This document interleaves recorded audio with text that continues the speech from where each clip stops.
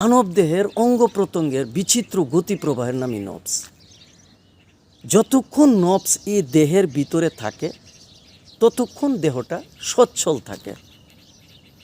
যতক্ষণ নবস এই দেহের ভিতরে থাকে ততক্ষণই সে দেহের প্রত্যেকটা অঙ্গ প্রত্যঙ্গকে অ্যাক্টিভ রাখে, সচ্ছল রাখে। প্রত্যেকটা অঙ্গ প্রত্যঙ্গ নবসের শক্তিতে শক্তিমান হয়ে কাজ করে, কর্ম করে।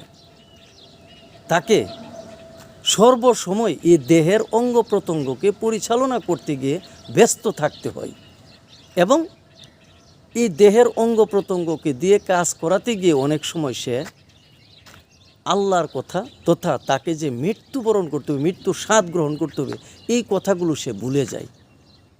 তখনই এই নবসটা বিপদগামী হয় এবং তখনই এই নবসটা তার দেহকে দিয়ে, দেহের অঙ্গ প্রত্যঙ্গকে দিয়ে, দেহের সমস্ত ইন্দ্রিয়কে দিয়ে সে বিভিন্ন অশ্লীলতা, অকর্ম, কুকর্ম সবই করাতে পারে বা করতে পারে।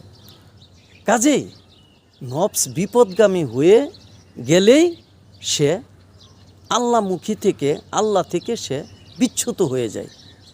তখনই এই নবসটাকে বলতে হয় নবসে আম্মারা বা শয়তানযুক্ত নবস, খন্নাতযুক্ত নবস।